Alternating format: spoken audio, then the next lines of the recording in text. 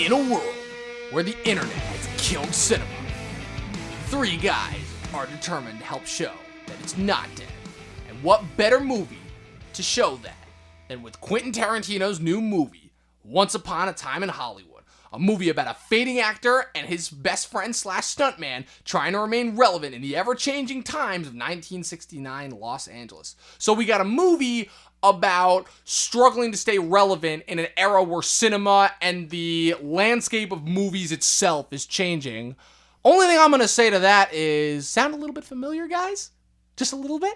Right. I'm Dom, I'm the movie nerd. I'm back with the next episode of Talkin TV with my buddy Chris Ivanko over here to the left of me. What's going on, guys? And my other buddy, Johnny Manna. Hey, Johnny, I thought you were only like a guest star on the first episode. Yeah, well, you know. No, Johnny's our guest. Yeah. He's this week's guest, yeah. I'm this week's guest, too. Oh. Thanks for inviting me back, You're by welcome. the way. I'm happy to be here again. Anytime. You are the best guest of all the guests. You are... Out of all the guests you've had, Yes. Yeah. there must be so many. You are wow, I'm the honored. absolute best. Out of the Who two is- guests, who is the out of the last two guest? guests that we've had, the other one being yourself, you are 100% the best. So I'm You better are than And this better is than why we just critique the film, not write it. Exactly. So I'm better than myself. We are Wow. commentators. There's a reason why 99.9% of the internet are commentators, not actual creators.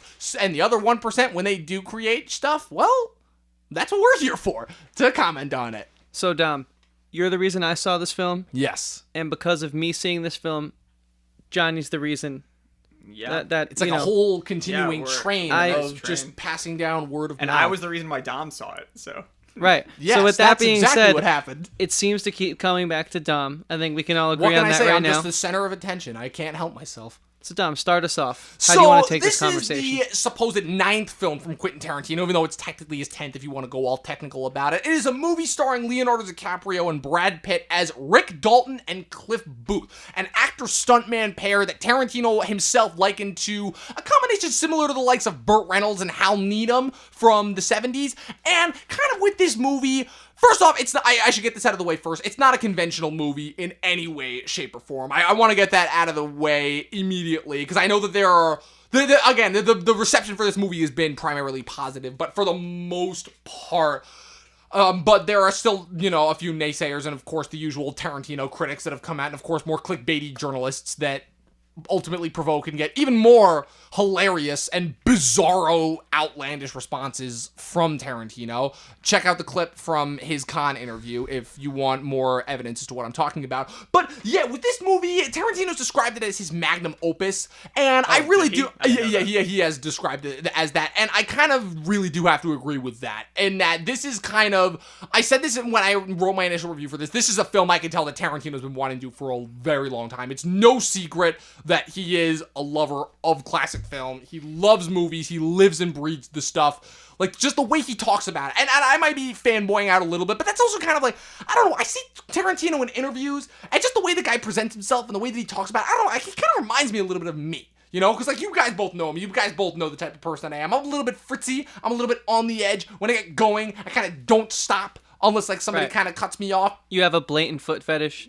Clearly, yes, I've a very, very obvious foot fetish. But yeah, I found that this is kind of the film that, like, Tarantino has been wanting to make for a long time. Yeah, he kind of got the stigma of, he's the guy that likes to play around with structure in the mid-90s when he came out with Pulp Fiction, which... Again, if you want to talk about just, like, objectively movies that changed the game, like, regardless of everybody else's, I know people, my mom still famously hates Pulp Fiction. She has said that it is one of the worst movies ever made. And, like... Hi, Mom. But the fact of the matter is, like, you in terms of movies that changed the game, right? Not like, just quality acting-wise, everything else cultural standpoint aside, this movie changed the game. In terms of how movies are perceived, just from a structure standpoint, and for, like, what audiences are able to tolerate from their feature films alone. And kind of every movie that he's done since then, with the exception of, I would say, one, it almost feels like he's kind of been trying to do this exaggerated take on the movies that he loved growing up, like with Kill Bill, with the samurai, with the references to the old samurai movies, and with Django Unchained and Hateful Eight for the westerns, and Inglourious Bastards.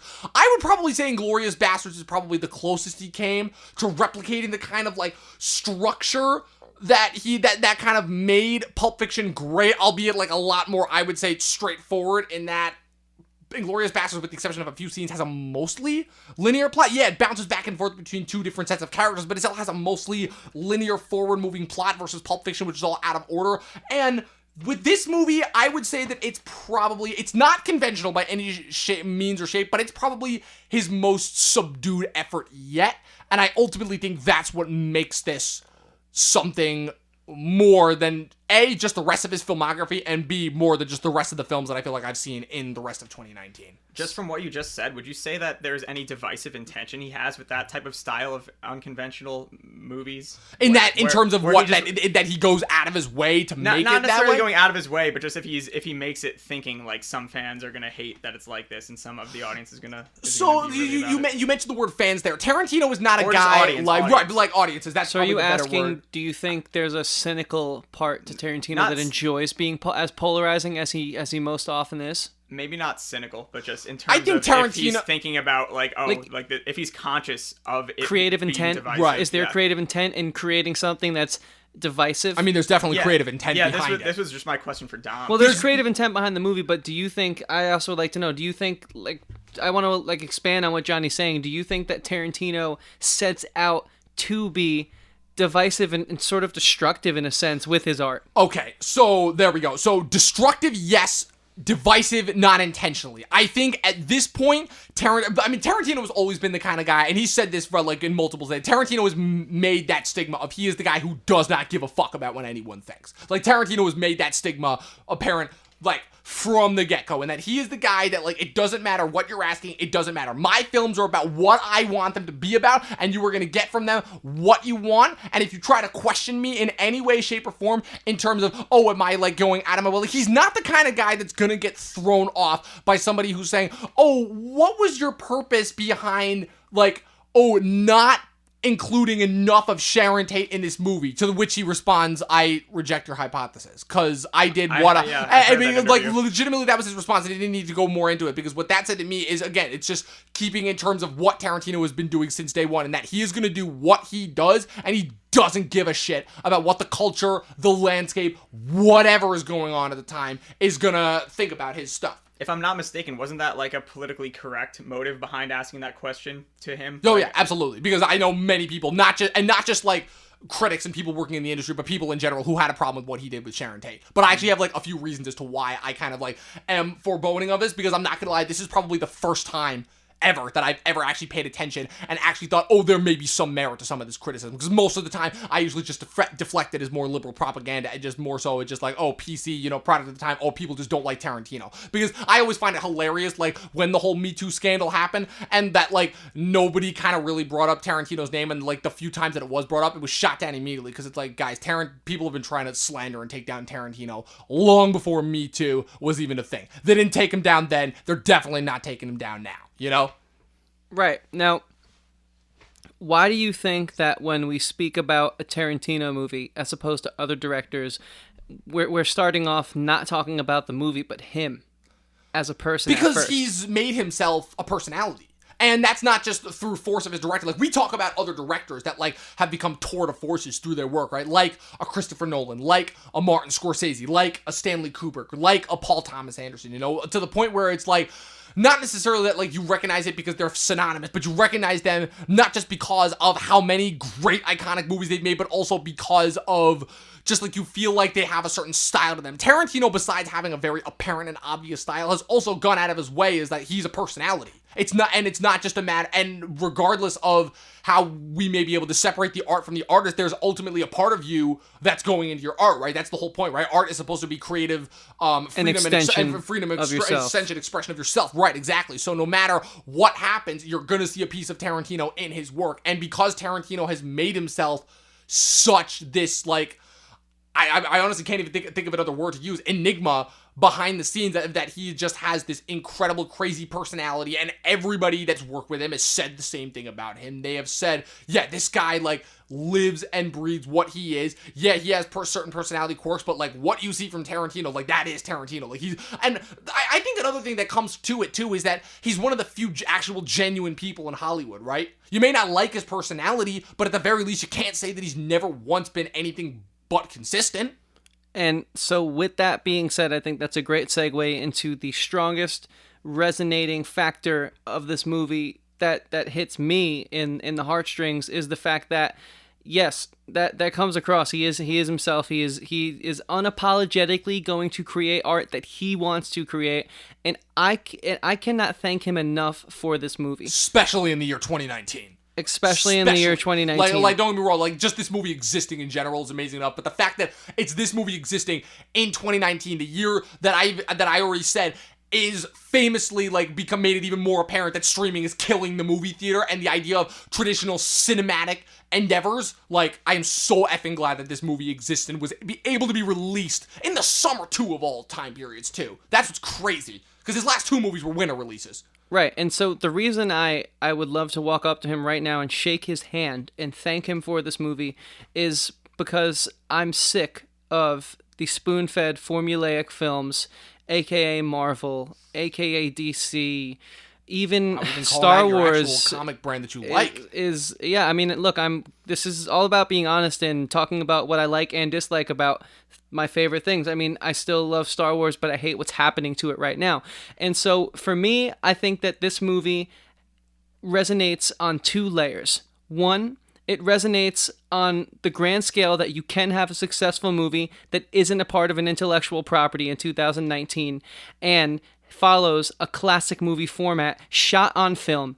You know what I mean? It has all the workings of why Hollywood became what it is. And 2, the most important thing is, I think that young people need to get their history up. If you want to create, you need to know about music. If you're a musician, you need to know about the artists that inspired the artist you're listening to.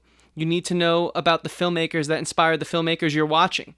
Because A, you're going to inevitably do something that has already been done, in my opinion, if you don't know about the classics, and B, you have a more informed experience. And so I think this movie is Tarantino telling the film industry, guys, listen, what are we doing? We need to wake up and realize that there's a reason movies are going out of business. There's a reason that people are switching to sitting at home. We're not giving them a reason to get off their couch and go to the theaters, like you said, and I think it's because there's a lack of film history and there's a lack of respect for the classics, and so this is what happens when you rely on social media culture to perpetuate your film. Meme culture should not be the driving force behind a movie. I think we need more scenes like in this movie when he's saying the lines and he's yelling and they slow pan back. And then he calls the line back when he's like doing the guest star on the pilot of the Western.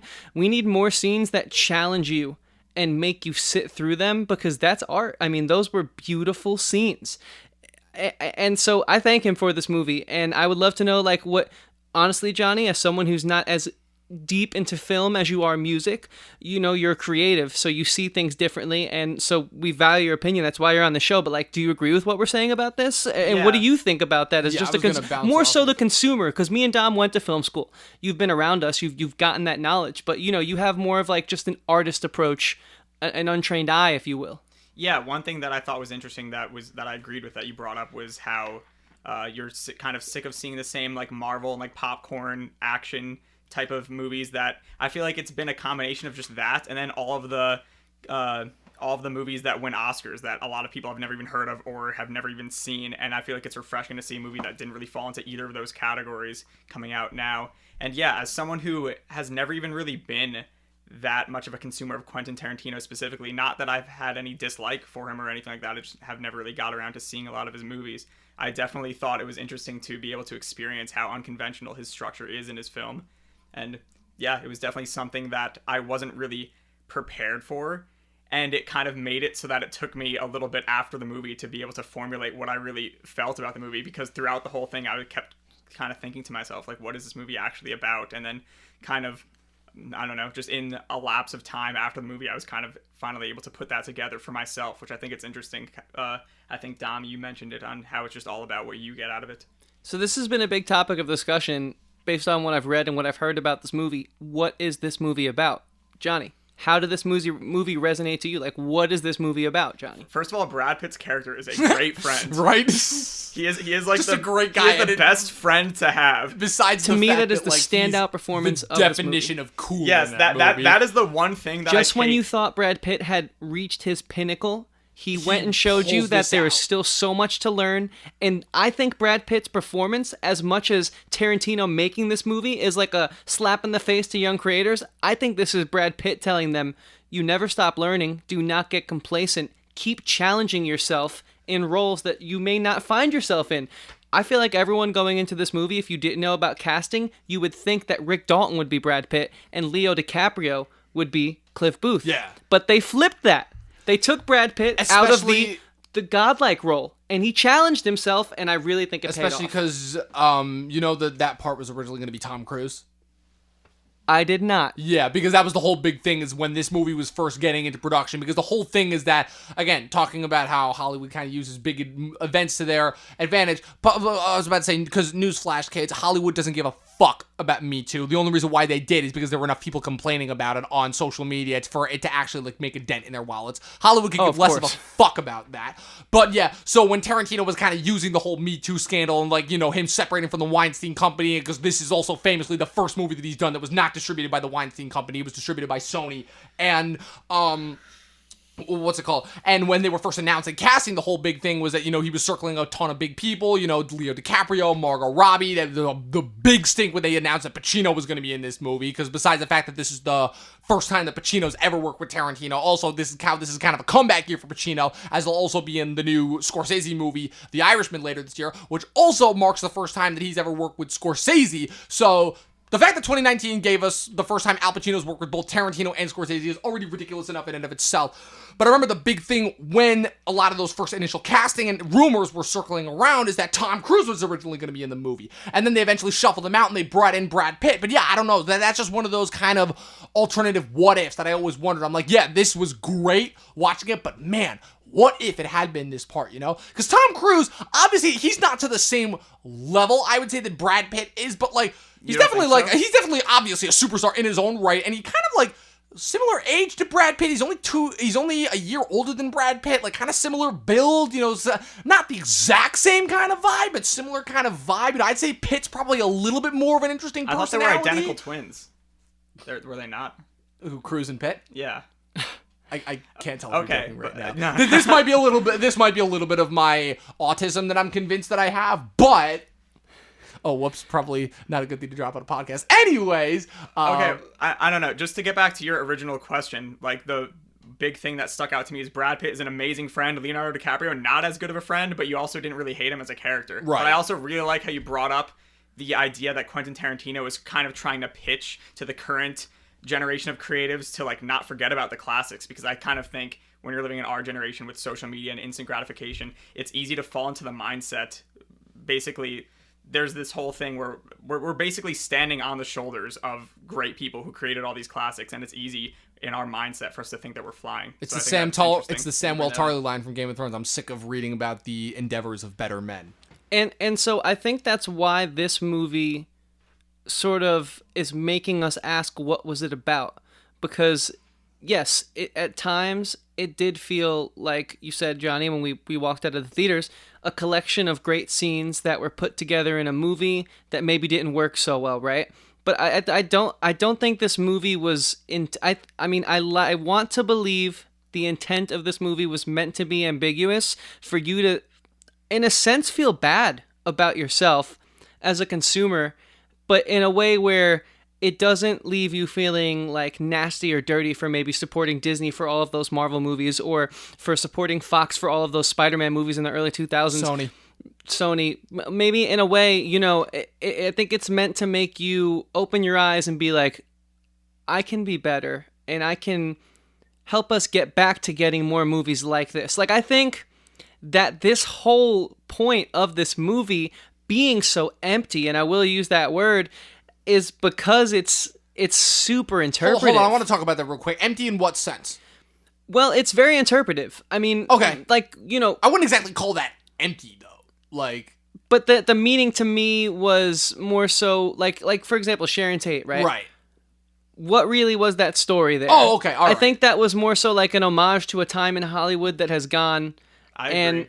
And so, like, the movie, I think, would have been more streamlined if you didn't have her and if you didn't have them living next door. Maybe there was just, like, one touch upon it, and then at the very end, he can go up there, and you can have, like, that moment where they meet for the first time. But I think that was more so for his political statement rather than it was for the sake of the script, which is fine. So in terms it's his of art. So in terms of touching on the Sharon Tate stuff, I'm gonna explain to you real quick, just in terms of why I would say that was probably, in terms of, again, what everyone is gonna perceive as the most political minded political part of the movie. I'm gonna tell you right now that it was confirmed that it's the least political part of the movie, because the whole reason of him wanting to include Sharon Tate in the movie at all is because, again, the fact of the movie being about 1969, and it really sucks that this was pitched, at least to consumers, as a movie about the Manson murders, when, quite frankly, the Manson murders are almost kind of an afterthought when it comes to it, because the way that he pitches it is that the Mansons and the Manson family was a part of this time, but this is that they're not who this movie is about. Not at all. And so it kind of bouncing off of a point that we brought up when you asked about in our Stranger Things episode, right? When you kind of asked setting versus character, right? About whether Stranger Things is about the characters or Hawkins, Indiana. I said it was about the characters. This one, I would say, is a situation where, as great as the characters are, he's using the characters as an outlet for the setting for this time. Because with the way that he shoots the scenes, the way that the meticulous detail that he puts into the production design, you can tell he is trying to tell a story about 1969 Hollywood. That is the focus of this story. And the Mansons were a part of that. And so bringing that back to Sharon Tate. So when he was writing the part for Sharon Tate, he obviously reached out to her sister and he consulted with her a lot. And when he kind of explained to her what he was going to do with the ending in the movie and how he was going to kind of pull another Inglourious Basterds in terms of how he was going to do another history flip, right? Because at the end of Inglourious Basterds, he famously kills Hitler in the most brutal way possible. And so with this one, so again, spoilers for anybody who hasn't seen it, I can understand it. It'll be a little bit more because the movie's only 2 weeks old as opposed to Stranger Things, which is about a month old. But with this movie, the whole thing is that the spoilers is that in the end of this movie, he does change history again when the three Manson people, led by Tex Watson, played in the film by Austin Butler, go to murder Sharon Tate. They don't end up in Sharon Tate's home, and they do not murder Sharon Tate, Jay Sebring, and the other two people that were in her home with her. They end up stumbling into Leonardo DiCaprio and Brad Pitt's characters, Rick Dalton and Cliff Booth's house. Technically, it's only Rick Dalton's house, and his newly fresh Italian wife is in the house, because him and Cliff are kind of having a little last hoorah celebration, because he's going to have to let Cliff go. It's the end of an era. It's the end of an era, right? And so they break into that house, and Cliff violently and viciously fights them off, kind of brutalizes them with their attack dog. While on acid, too, I will have in mind, having smoked an acid-coated cigarette that he got earlier in the film. For 50 brutally cents. Murders two of them with his attack dog, Brandy. And then the third girl who survives ends up going outside, screaming, runs outside, falls into the pool, and then ultimately gets torched by Rick Dalton and his flamethrower. So that is how Tarantino changed history there. And I will say, what I will say about that is that, yes, you're right. It's a sad fact. Sharon Tate, Margot Robbie as Sharon Tate, does not have a lot to do, per se, in this movie. The epitome of her screen time ultimately consists of going to parties, watching herself in a movie, and having probably, what would you say, like 6, 7, maybe 8 lines of dialogue in the whole movie, maybe? Mm-hmm. Yeah. But what I will say about that and why it worked for me is because looking at how he changed history this time around, right? Killing Hitler is one thing, right? At this point, it's kind of transcended the idea of wish fulfillment because everybody knows what an asshole Hitler was. I feel like enough educated people know enough about his background to understand that he was not... He's an evil person, yeah, but he didn't start out that way. It was more so just kind of mishappenstance of circumstance that got that way. But it's gotten to a point where he's just such kind of like come to the idea of represent the epitome of evil in a way that I think has even kind of transcended the devil in terms of most modern day sense. That, like, yeah, anybody can kill Hitler and it'll be fine with it. But what I like about how he changed history in this sense is that the way that Sharon Tate goes down in history is that ultimately she was an up-and-coming actress who had literally no bad blood with anyone. Literally, I don't think anybody had a single bad thing to say about her, who was ultimately in the wrong place at the wrong time and got murdered by some ultimately brutal, awful people, and is ultimately going to go down as a sad tragedy story who never ultimately got to live the life that she wanted. And with Tarantino constructing this movie kind of as almost like a faux fairy tale, I would say. He's even said in certain instances that he constructed this movie like a fairy tale. You're not just seeing wish fulfillment be fulfilled, you're getting to see a person live a life that was ultimately taken from them. And I think there's something ultimately cathartic about that. And I think it is ultimately something that in a way we haven't seen in movies before. And I think there's something that's really, really satisfying about that in the sense of that. No, sorry. I was going to say yes. So when I said empty, I wasn't bashing the film. In fact, I figured you weren't. In fact, I was embracing it. This may be one of my favorite movies of all time. Now seeing it twice, I love it, and I can go see it again in theaters. I'm not going to, but I could, and I would enjoy it just the same. To me, I view it as a love letter, and I view it as a period piece. Which is that absolutely is, both of those things. To a time in history that I am very much so infatuated with. So I enjoy the scenes of Margot Robbie putting on a Paul Revere and the Midnight Riders album, an obscure 60s band that's painting the picture of the times. I enjoy the scenes of Cliff on the roof fixing the satellite. We're seeing him dealing with the old technology. I enjoy that, and I embrace that.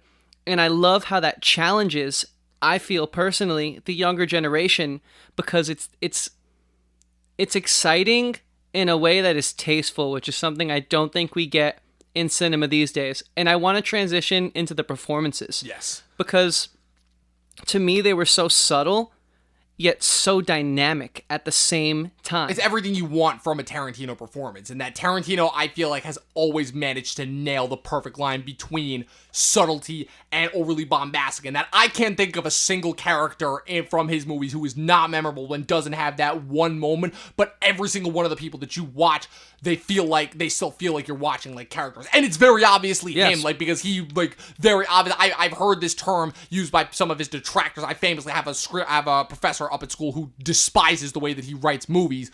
But ultimately, because you can call the way that he writes his characters wish fulfillment, but you can never deny that when you're watching a Tarantino character. Yeah, and this movie to me, there's two words I want to use that completely contradict each other, but it's just the way it makes me feel, and I think that speaks to how thought-provoking this film is, that I think the performances are both so minimalistic, yet so dynamic, and I think that's because he's created characters that are so goddamn real that you just can't help but feel sort of cringe the whole time watching this movie, because you're seeing this relationship that is somewhat abusive, but is also loving and isn't perfect.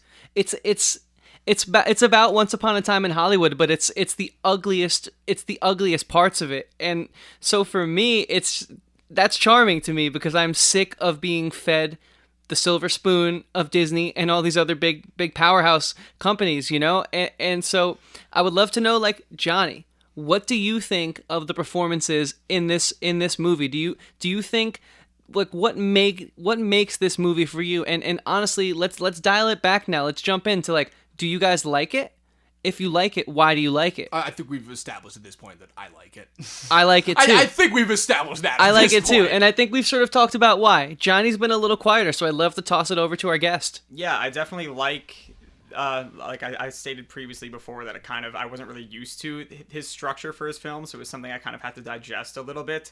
I thought it was interesting how I agree that all the performances were just so, like, really good, and then I like the idea that it's kind of each scene is kind of uniquely good in its own fashion, and then kind of how you piece together all of those scenes is kind of what gathers your personal interpretation of the film. And like I said before, I pretty much agree with all of your interpretations of it, and I think that they're all kind of fantastic if any of them reign true for what would have been in his head when he was writing the film, in terms of him just trying to reach out to the current generation of creators. And I think that that's something that's really fantastic.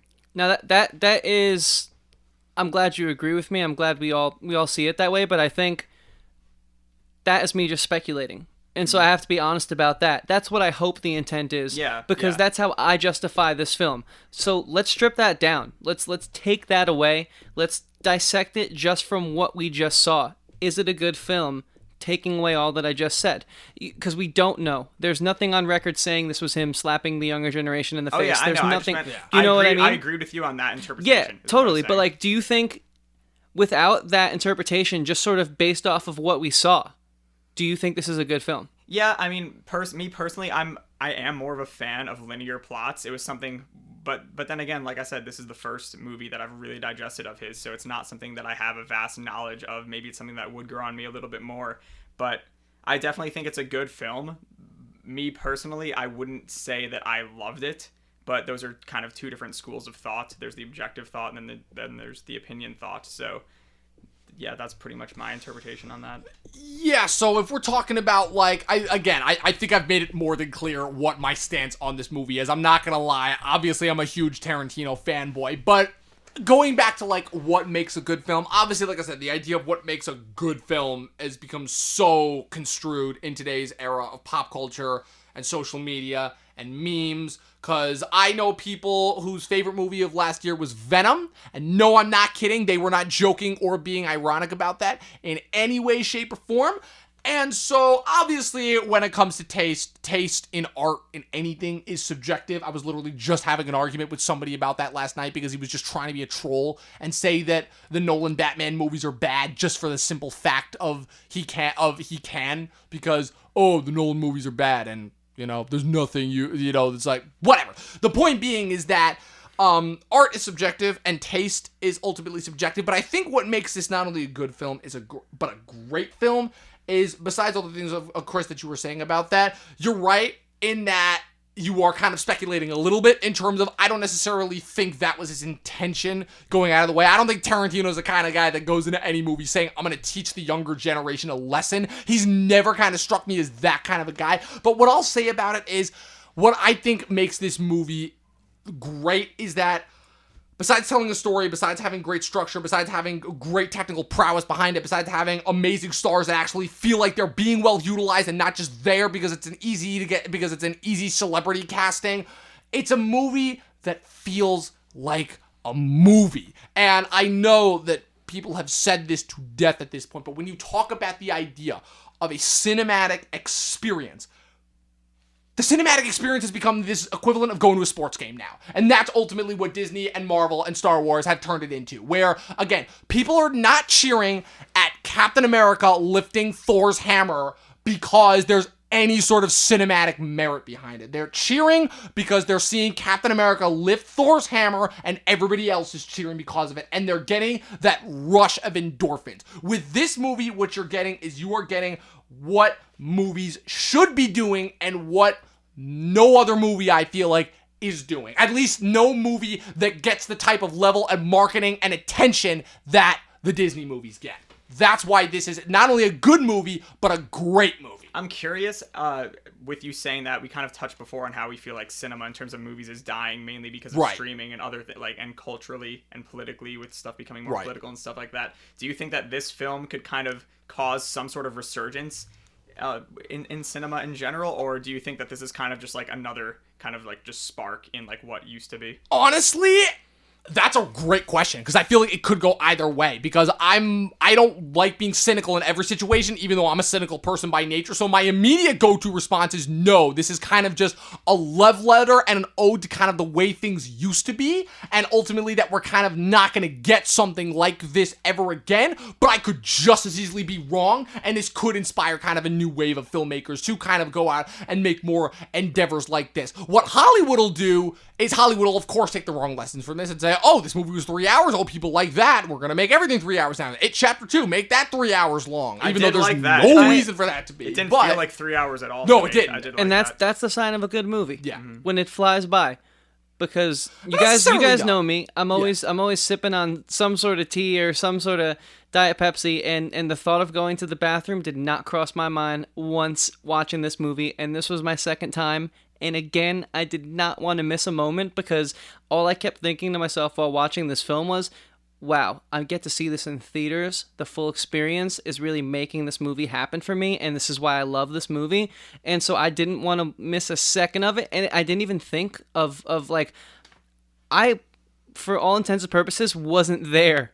I was just simply a part of like the zen of the moment of watching the movie. Like nothing mattered to me. I was completely in tune with this film. And so to answer your question, you know, I think that this movie will inspire young creatives to take a look at the classics. Johnny's question. But... Johnny's question, and I think it will create a movement for that. I think we'll see that at film festivals. I think we'll see that at Sundance, and I think we'll see that in Toronto and all these other places. But I don't think that a creator who isn't a Tarantino or a Scorsese will be able to get this movie in theaters and get a widespread release. So I think that, unfortunately, I think that this is a needle in the haystack. I think that the days of this film, this type of film, have come and gone, and that makes me very sad. But I think we have had a few movies in recent history that sort of like strike the same chord. You've had Love and Mercy, the Brian Wilson story, which was very incredible, also shot on film. But I think you'd be surprised at the amount of even blockbusters that are actually still shot on film. Put this in perspective, Pirates of the Caribbean 4 on Stranger Tides, I believe that one was shot on film. I just mean in the sense that like you really see the grain in the camera. Okay. And so it gives you that ambiance where it's like, ooh, this is nice. This feels rustic, yet it's modern. So unfortunately, I do think that we will have this sort of resurgence, but I don't think it's going to permeate through the mainstream. Not as long as Disney is having two of their movies fight to be the most highest grossing movie of all time, two popcorn flicks, Avatar and Endgame. Right. So as long as that's going on, one of which is 10 years this old, was a flash in the pan. Technically theirs, they just bought it. But the other thing, and that makes me so sad. But the other thing too, just kind of bounce off your point in terms of the why you were talking about, like how like people can get these movies into the theaters based on their name, because that ultimately is unfortunately bringing up the in factor that we're kind of not talking about. And it's fine, we're artists, we're kind of not to, but it ultimately is the reason why both the theaters are dying and that, again, why the only movies that seem to be doing successful in the Disney movies is because money. Because at the end of the day, as much as we love creativity, as much as we preach all creativity and creative genius, Hollywood is a business first and foremost, and as much as we hate it, they're gonna go where the money is going, and right now Disney's where the money's at, and that sucks. And we can hate it all we want, but that's where the money's at, because that's how capitalism works, because that's just the nature of the beast. So the fact that this movie exists and is able to be in theaters and is able to not only be in theaters but be successful and have people talk about it, that's fucking amazing, and we should champion that as much as we can. But we can't lose sight of the fact and delude ourselves in any other way, shape, or form that ultimately, at the end of the day, if something does not make money, it's not going to go very far. We are the counterculture. Yes, and that's ultimately the reason why, just on a production standpoint and a distribution standpoint, why everything is going to streaming. Because not only is it cheaper and it gets better word of mouth, but first off, you want to talk about we've never had a time that's been better for young creators and artists. Never, not once in history, because young artists and creators that are coming into the business have never once had this kind of an outlet. Like Scorsese or any of the guys coming up through the 80s and 90s did not have the kind of access to not only technology, but just like the world that we do now with social media and everything, and that's great. Yeah. The downside to that is in much terms more of saturated, and that's the same across much more saturation all forms with content on everything, right? On all sorts of formats, right? Is oversaturation, so you can't necessarily have the one thing stand out. It makes it a lot harder to stand out. That and the fact of kind of, again, continuing going back based off tradition, the idea of having movie open in theater, it's huge. Everybody's talking about that.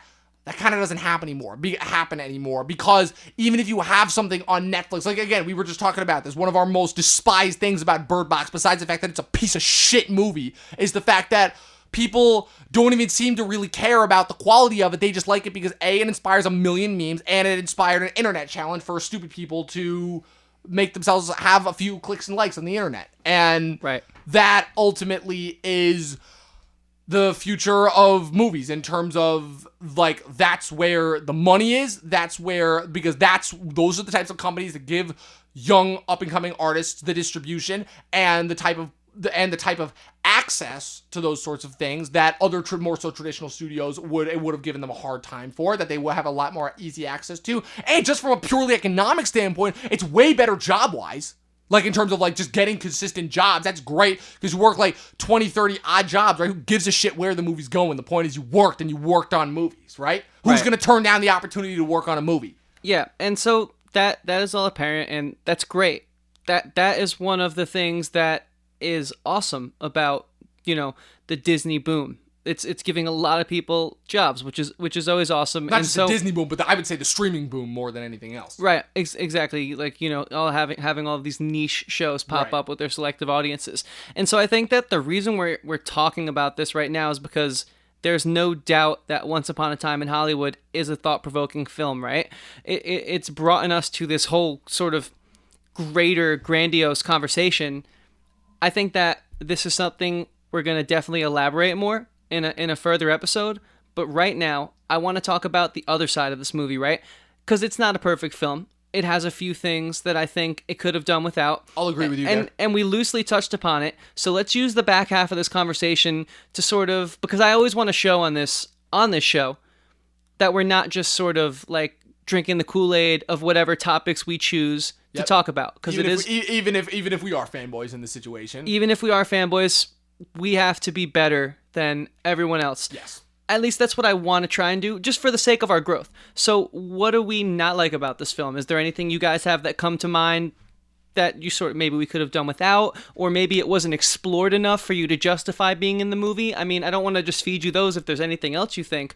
Those are my sort of two avenues I would take, but I want to hear what you guys have to say. I'll say in terms of the movie's imperfections, I'm not going to complain about anything in terms of the sense of I don't think anything in this movie was bad per se in terms of the way that you would present it as being objectively bad. There are a few things I would cut, the number one scene being the Damian Lewis scene, where you have Damian Lewis in there as Steve McQueen, and his only purpose in the movie is to explain the love triangle, if you even call it that, between Sharon Tate, Roman Polanski, and Jay Sebring. And I'm like, that's the thing, is I think Tarantino's one of the few people that has always been able to get away with the idea of conversing and transgressing a lot of the action in his movie through dialogue, because again, a whole classic mantra that we talk about in movies is show don't tell, and Tarantino's very much a fan of telling, but for some reason his dialogue always and his characters always seem to be interesting and fleshed out enough that you don't really care enough about that. That was probably the one scene and instance where I'm like, okay, you're kind of just telling us everything, and you kind of could have. I feel like that's something we could have easily just guessed based on seeing the dynamic, Yeah. So I feel like take that scene out, maybe replace it with like a scene like of the three of them interacting, maybe Right. maybe a little bit too traditionalist for him, but just something that doesn't require Damian Lewis in a bad wig doing a Steve McQueen. And I would ultimately say that, like, in terms of like impressions of famous actors, like Mike Moe is Bruce Lee. I thought like he was Bruce Lee. Margot Robbie, I believe, is Sharon Tate. Damian Lewis kind of felt like he was doing a little bit of a Steve McQueen impression. And I get it, it's one goddamn scene in the movie, so I probably sound like I'm nitpicking it. But considering the fact that I was singing this movie's praises before, that's ultimately probably the only scene that I have a little bit of a problem with, Maybe the Zoe Bell scene, but just because of how hilarious that scene was. See, I really like this movie, so I want to try and justify your critique of that scene, whereas I think that maybe it was forced. I agree with you in the sense that it was forced, but because I love this movie so much... Not was forced, I say felt forced is what I would say. Right. I just think he wanted to have a classic legend in the movie, and that was his way of... I think that was a way of, like, if you want to try and justify it as a period piece. But again, I agree with you as that being a critique. I just think it'd be important to, like, let people know that, like, I love this movie so much that, like, I'm just going to find a way to try and justify probably everything you guys say going forward. By all means. So that's why I asked you guys to go first. By all means. Just for that fun little dichotomy. That's what. But yeah, that's what do you guys Johnny? What do you guys think in terms of interpreting the formula of his movies? Like in terms of having a specific start, middle, and end. Like, is that something that you guys find is easy to do with his movies? I think you're. Because that was like one thing that I was kind of even at the end, I was kind of thinking like I can't tell if it's about to end or not, and I'm just like curious as to you guys who are more familiar with his work. So I've seen half of his movies, and I've seen parts of the Kill Bills. I would say that it's not going to do you any good to try and put a set formula on him. This isn't a television show where you're getting the same length every time, the same amount of episodes per season. I think with Tarantino, you need to, like we spoke about so much of who he was at the top of this conversation, you need to have your history, which is what we're talking about a lot. You need to know about him, but I think you also at the same time, and this is hard, you need to separate yourself from his other works or from what you've heard because he's so polarizing a figure. So I think you need to look at it as each of his movies as an individual thing, because he does do the classic story jump in other movies we've seen, like Pulp Fiction. Well, yeah, that's why I was asking you guys But with it's- regards to his movies. But it's I wasn't saying my not. opinion. Yeah, I know. No, I know what you mean. I'm just sort of like talking to like the listener and saying this. It's not the same. In fact, the effect is completely different, and the pacing is completely different. I think this is one of Tarantino's more slower paced movies I've seen, and I think that pays big dividends in the reward each scene gives you. Yeah, and to kind of bounce off that a little bit, I would say that in terms of structure, look, every movie that we see has structure, even the most unstructured, like to the point of where I'm literally just seeing images flash on the screen with no dialogue and that seemingly have a little to no importance. Like I said, I mentioned the movie Un Chien Andalou, aka The Andalusian Dog from the 1920s, which is a short half-hour experimental film by Salvatore Dali. I've probably seen it like 4 times now between both Duchess and Oswego, and the whole thing that I can get from that is that every single movie, even that sense, the most experimental you get, has structure to it. Is that things are by nature gonna have structure to it because that's just what we as human beings do. Is because we are constantly attempting to force perceived structure and order onto things when in reality it's just stuff that we've come up with and made up, right? So my whole response to that is Tarantino's movies, like everything else, have a structure. It's just what he's able to do with them is he's able to put his own spin on it so much that it never feels like you're watching like a traditional structured movie. And the other thing that helps too is that not one of his movies feels like it has the same structure. Like Reservoir Dogs, right? It's primarily like you could group that as like just, it's just a bunch of people talking in different rooms. And that's pretty much it, right? And Pulp Fiction, it's like Pulp Fiction is, for lack of a better word, like 3 separate smaller stories that are all happen to be just conjoined, revolved around the same thing, and then split up into non-chronological order, right? And then you probably get, I would probably say probably his most traditionalist film, if you can even call it that before this, was Jackie Brown, which was probably his most slept-upon movie from 97. I think that's his only movie that he's done that's based off of an actual pre-existing material. It's based off of a book by Elmore Leonard. And yeah, so in terms of like the whole structure argument, every single one of his movies, like it's kind of a situation where you know you're gonna get a Tarantino movie based on what you kind of perceive as the structure, but like there is structure to his movie is kind of what I'm trying to get to with this tangent. So like authentically unpredictable. Yes. Like it's unpredictable, but in a way that's authentic and specific to him. Yes. I would agree with that. And I would also say that if you've seen Pulp Fiction, this movie feels familiar in the sense that it might be I kind of compare this more to Inglourious Basterds, but in terms of the structure point, but I see where you're coming from. In structure, to me, it sort of feels more so Pulp Fiction-y in the sense that, you know, you have the title cards and there's a clear, differentiation in time, and there's different storylines happening. Somewhat, they're not out of sequence like Pulp Fiction is, but it's almost like a nod to like, hey, remember that movie in a sense, maybe, but it's that certainly shows like creators have habits and tendencies, but it's still so different than Pulp Fiction, which is like, by all means his most polarizing movie yet. And I think like the reason we're having this conversation, I disagree with that. I'd say Django is probably his most polarizing.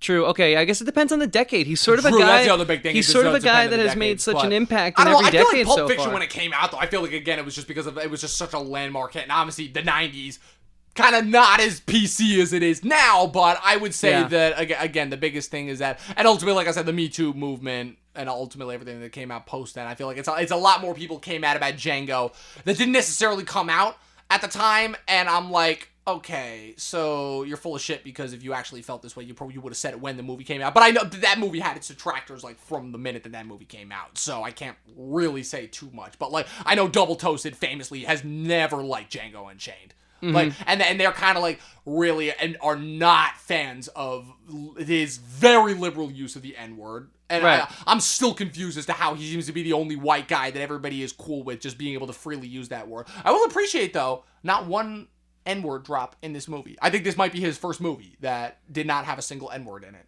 Right. Yeah, I mean, maybe that is, in a sense, him sort of succumbing to some of the times and even realizing that he's not untouchable, like maybe some people idolize him to be. But with that being said, we are running a bit low on time here, and it's getting kind of late. So let's wrap this up. Let's go around and sort of give the classic staple of the show rating out of 5 stars. And you know, if this movie got its rating, why did it get that rating you gave it? And you know, would you recommend it to a friend? Because obviously we won't get a sequel in this one. I want to start with Johnny on this one. I kind of want to have him kick this segment off. Okay. I think as of right now, I'll give it a 4 stars out of 5. A little bit because just objectively as a movie, I'd probably, like, I'm kind of trying to even out my opinion versus just the objective quality. And I think that it's something that is definitely a malleable, like, rating, just from my perspective, in terms of me just needing to familiarize myself with his work a little more and maybe rewatching the film in the future. But like, especially even just throughout this episode, my opinion on it has changed. Just hearing like what you guys have brought up and what you guys think kind of its message has been, and its message like might have been on the audience. And I think that is all like really interesting. So I don't know. I'd say 4 out of 5 for me right now, but it's definitely subject to change. Fair enough. I see that. It's all of his movies, in my experience, have led to these kind of conversations where the movie is a catalyst that puts you into completely different conversations. And I think that is the true token of someone who is really challenging you and provoking thought, which is what I look for in art. And so with that being said, I'm going to give this movie, like with Johnny, a 4. Because it's not perfect. There is some fat that needs to be trimmed. But all in all, it further makes me sad that I grew up in the era of social media, the era of meme culture, and blatant nonsense, to be honest with you. And it makes me long for something I'll never be able to have, which is a simpler time, and quite frankly, this movie depicts it as a more beautiful time. Look, I'm not going to pretend that the age that we grew up in did not have its problems. It definitely does. But I think the idea of, I kind of wish or long for simpler times, I think is... I don't want to kind of shit on that statement, but look, everybody kind of has thoughts on the decades we are. I know there are a few people who wish that they grew up in the 70s, and people kind of say, like, what the fuck is wrong with you? Why would you have wanted to grow up in the 70s, right? I definitely feel that comes down to perspective and kind of like, nobody ever really wants to kind of acknowledge when they grew up as being great, because if you ask anybody else, everybody's always going to go based on, like, this decade was better, per se, but... I think ultimately you two both mentioned a word, this is not a perfect movie, right? And I think I want to touch on that a little bit, because as I've been going these last couple of years in terms of, I would say that I consider myself a critic above all else. And what I found is that usually a lot of my favorite moments from movies don't come from the perfect moments. Yeah, the perfect moments can be great if a shot is done well, if you have a line that just hits perfectly, if you have a great performance, right? Those are all great stuff, right? But what I find is usually what, for me, makes the great movies are the imperfections. The little stuff that helps kind of give the movies an identity of their own, right? Kind of maybe little things that I'll incorporate into my personal life. It's like, I may have liked that movie more than somebody else did for personal reasons, not necessarily owing to craft or anything legitimate, but I feel like because movies are supposed to be these things that are made for everyone, I feel like I'm kind of a little bit justified by that. Like, I have said on multiple occasions, I've been saying this for a few years now, that I think The Godfather is the greatest movie of all time. And a large part of that is due to personal bias, because I'm Italian, and because, obviously, I didn't grow up in a mafia family in the 1940s, but I see a lot of similarities between... Is it obvious? I was about to say, I was trying to keep it a little bit on the DL, but geez, was that obvious? But no, I see, like, elements of, like, kind of the family structure and dynamic and kind of things that I see in my own family that I saw in that movie that kind of help give that movie a little bit more of a personal touch to me than maybe somebody else who may regard something a little bit more traditional, like a Chaplin movie or like Citizen Kane or like something else from the 70s that may speak more like socially or culturally relevant, like Taxi Driver or Network or something more mainstream. But kind of to wrap this up, what makes this movie to me is, besides the fact that it's a movie like that can exist in 2019 and be well received and do well, get word of mouth, make money at the box office, it's the fact that it's a movie from my favorite fucking director that not only proves that he still got it, but also shows that, god fucking damn it, movies can still be well made, well crafted, have great performances, and still have all of their imperfections. And for me, it's the imperfections, the 3-hour runtime, some of the scenes that I may not have liked, some of the fat that you say that needs to be trimmed, for me at least, that makes this a 4.5 kind of a movie for me. With the exception of the Damian Lewis scene, which I would say is probably the only scene if I had to pick that would be cut. That's my rating and my overall final review. Fair enough. And with that being said, thank you guys so much for joining us for the second episode. We really appreciate that here at Talkin TV. We have a blast doing these, and there'll be plenty more to come. So yeah, thanks for having me as another guest. For sure, man. Yes, definitely. You're always welcome. Our second guest. And, we're going to end this one since it went a little longer. Everything you need to know, where to find it, you're already listening. But if you want social media, if you want to find us on personals, it's all in the description of this episode. So find us there, interact with us there, and until next time. And watch movies, goddammit. Watch them. I don't care how long they are. I don't care how much you're looking at your phone. Watch movies. Tip your and waitress. TV. And that. Watch movies. Spread love.